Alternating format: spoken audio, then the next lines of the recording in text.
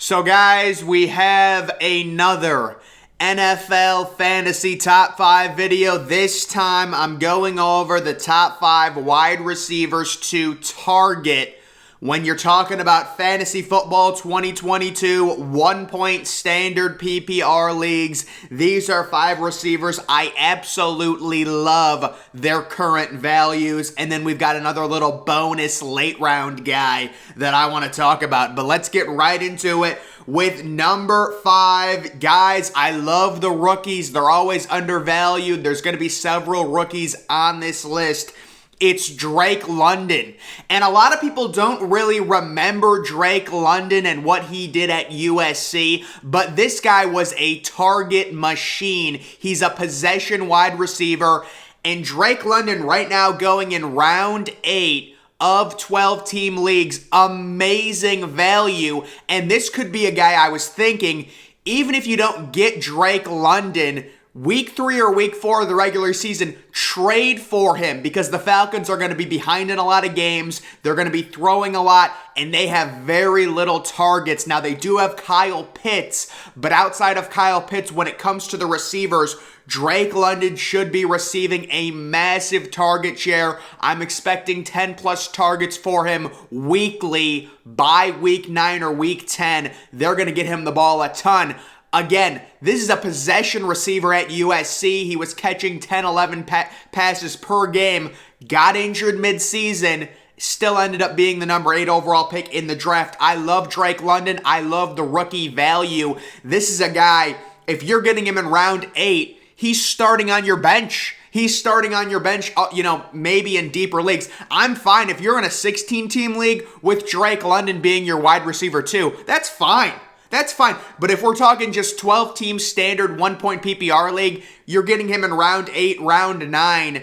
He's a guy you don't have to rely on right away. See how things set up. Mariota's not great, but he's not horrible. The only major concern, when the Falcons inevitably start the season 2-8 or 1-9 or whatever they're going to start, will they switch to Desmond Ridder? And will Desmond Ridder be able to facilitate a good fantasy value for Drake London, because Desmond Ridder will be a rookie, and we know how rookies struggle in the NFL. But either way, the Falcons should be in a lot of game scripts where they're significantly behind, meaning Drake London, he's a target machine. This is a possession receiver, PPR machine. He comes in at number 5. Target him in round 8. Moving to number 4. This is so obvious, guys. It's Jerry Jeudy.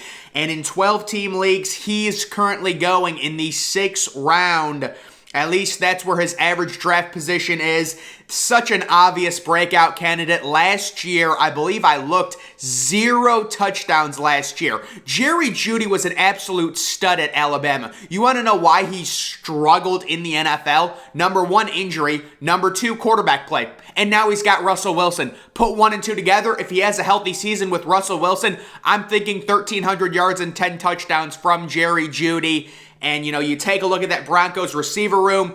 Cortland Sutton will eat into his target share a little bit, but I'm not too concerned. This is Jeudy's year to really emerge as a wide receiver 1 in the NFL. I believe that's what Jerry Jeudy can be based off of his talent. The first 2 years, it's been quarterback play, it's been injury. That's it. Both of those things seem to have corrected. He's healthy, he's ready, he's got Russell Wilson. You get this guy in the 6th round as your number 2 wide receiver. Let's say you go running back round 1, running back round 2, wide receiver round 3, running back round 4, tight end round 5, Jerry Jeudy, your number 2 wide receiver round 6. Oh my God.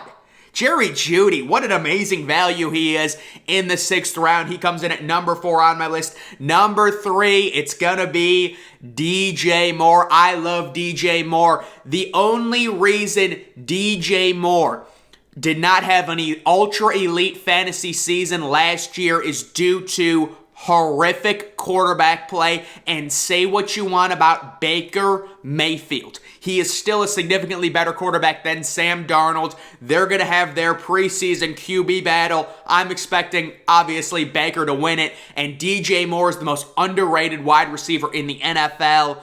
Again, Quarterback play is the only thing that held him back. Robbie Anderson is only a deep threat. He doesn't command very many targets. There could be an issue if McCaffrey stays healthy throughout the regular season. He gets a pretty decent target share himself. But overall, I love DJ Moore. He's an absolute stud. More touchdowns this year. I think he had only 4 touchdowns last year. Expect that number to rise a little bit, maybe 8 or 9 touchdowns, 4 more. And again, you're talking late round 3, early round 4 is where DJ Moore is currently being drafted. I actually think as the offseason moves on and as we move into the preseason, he's going to fall down boards a little bit. There's not a lot of hype surrounding DJ Moore. He's probably going to end up going mid-4th round when everyone starts really drafting in mid to late August. So if you get Moore in the 4th round, let's say you go running back, wide receiver, running back, and then DJ Moore is your wide receiver. You could, oh my God, you know what you could do? You could go running back round 1, running back round 2, tight end or running back round 3, DJ Moore round 4, tight end or running back round 5, Jerry Jeudy round 6. Well, maybe a little risky, but if you're telling me I can take a running back round 1 and round 2, and my wide receivers are going to be DJ Moore and Jerry Jeudy, and then I get Drake London off the bench, oh, come on. Guys, they're giving us championships. They want to give us championships. This is the receivers. It's crazy. So DJ Moore, early round 4, look for him. Would I draft him late in round 3? Certainly. If the situation was right, absolutely. When I load into these mock drafts, it all depends on the situation. But DJ Moore, late round 3, early round 4, he's an absolute steal. And the only thing that hindered him, we remember he got off to such a great start last year. The problem was Sam Darnold was literally the worst quarterback in the NFL by week 10. That's the only issue there. So he comes in at number 3. Moving up to number 2, it's another rookie, and it is Garrett Wilson. This is another rookie going right around, late round 8, early round 9 at this point. The Ohio State product. He is an absolute stud. Very similar situation to Drake London. You've got to be a little concerned with Zach Wilson, but I think Zach Wilson will at least be a viable enough option to make Garrett Wilson a must-start number 2 wide receiver by week 10. That is my projection. I don't pray for injuries, but let's be honest, guys. Corey Davis seems to always get hurt. Elijah Moore is decent, but it's not like he's a major threat. Let Garrett Wilson get his feet wet. Week 9 or week 10, this kid is ultra talented. When you're drafting a talent like this in round 8 or round 9 of a 12-team league, it's an absolute steal.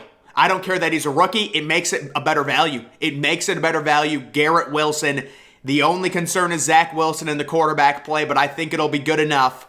He is going to put up big weeks, and he's just an absolute stud. There's no way I can pass on him. If you can't get Drake London, get Garrett Wilson. If you can't get Garrett Wilson, get Drake London. Round 8, round 9, one of those guys must be on your team. They could if you're getting them in round 9 again, round 8, they're going to be on your bench, which is just an absolute embarrassment of riches, in my opinion. So both of those guys. And then number 1, the best overall value receiver, it is another rookie, and it's going to be David Bell. And guys, David Bell is simply the most underrated draftee, in my opinion. I had him as a first-round pick. He ended up going in the 3rd round. He was an absolute superstar at Purdue, and now he's in probably the best situation possible. We received word that Deshaun Watson was going to be suspended possibly 2 to 6 games. So David Bell, you're drafting him in round 14, round 15. He's going undrafted in some of these drafts.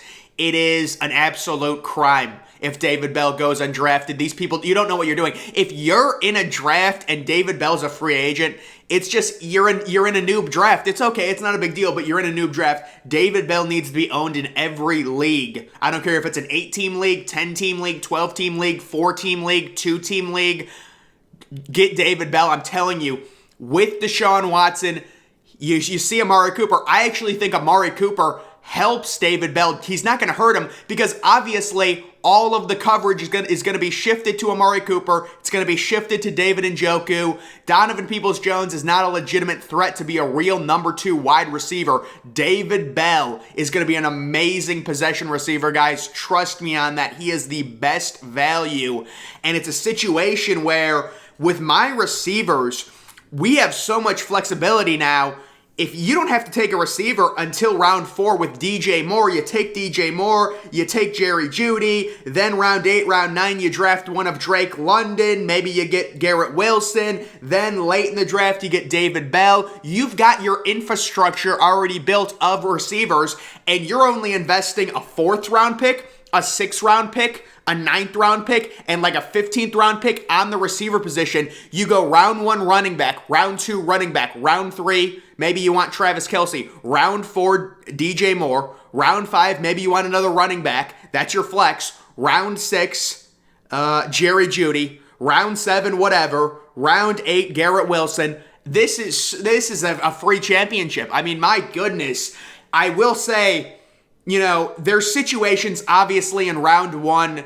I love Jamar Chase. I'll be honest with you guys. Like, if you were to ask me right now, who would I rather have, Jamar Chase or Devontae Adams? I'll take Jamar Chase. And we're not going to get into this. We're not going to get into this right now. We will. This is for another time. That's kind of like a 1v1 thing. But I'm not saying go into your regular season with DJ Moore as your number 1 receiver. But, you know, there's a way to where you could even go Jamar Chase round 1, running back round 2, running back round 3, DJ Moore round 4, or you could do something where you go Jamar Chase round 1, running back, tight end, someone else, Jerry Jeudy round 6. So the way these receivers set up, as long as you either get round 8, so you're talking about later, round 8 or round 9, you want either Drake London or Garrett Wilson late in the draft. If I did 140 drafts, David Bell would be on 140 of my teams. I'm getting David Bell in every draft. It's that simple, folks. I see, guys. I can see it. I did the same thing with Amon-Ra St. Brown last year, and he was in a much worse situation with Jared Goff as his quarterback. David Bell has Deshaun Watson after,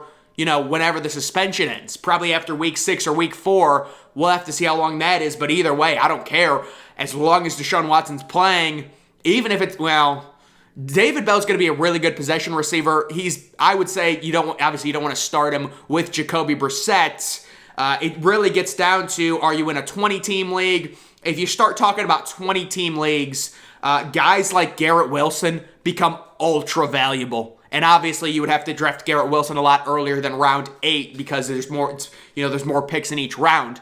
And then another guy I quickly wanted to talk about, if you're in a 20-team league, if you're in a 16-team league, Alec Pierce. Alec Pierce out of Cincinnati. That's another rookie. Watch out for Alec Pierce. Loved him at Cincinnati. Sneaky athletic, and I'm not saying that because he's white.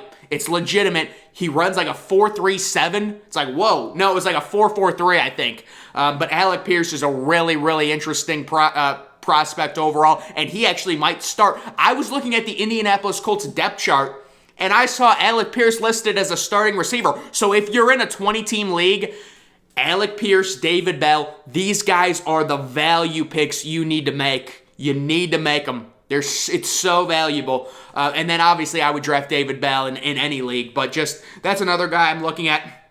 But guys, once again, my top 5 receivers. Excuse me.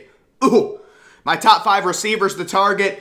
Drake London, number 5. Number 4, Jerry Jeudy, expecting huge things. Number 3, of course, DJ Moore. Number 2, Garrett Wilson. And number 1, David Bell. Quick rundown on the receivers to target. Of course, I love receivers. I'll draft one in the first round. I don't really care if, Jamar Chase is there at pick number 6, 7. I'll probably take him. But I'm just saying these are great value picks, in my opinion, that everyone can benefit from. But that's going to do it for this video, guys. Make sure you're following me on Twitter. Link to that's always in the description. I'm, of course, the Depressed Ginger. Thank you for watching.